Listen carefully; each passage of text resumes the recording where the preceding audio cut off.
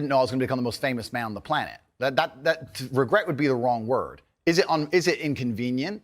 Sure. But I can't sit here and say, I wish I knew 6 years ago I'd be the most famous man on the planet and monitored all of my speech forever. That's asinine. There was also, I think, quite a disturbing piece that BuzzFeed did. And it talked about the negative impact of young, impressionable male minds when they've read or seen some of the more inflammatory things you've said.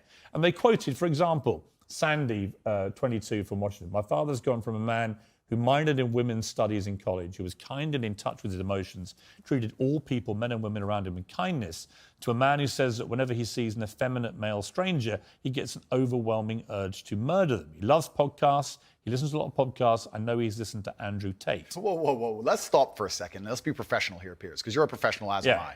First, she said, did you say that my father went?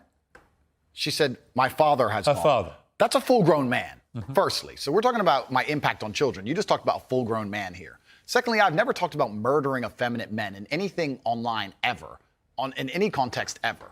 So I don't know why they have taken some random person I've never met in the world who's full-grown, an adult, and come to their own conclusions who I've never met and lumped his name in with mine.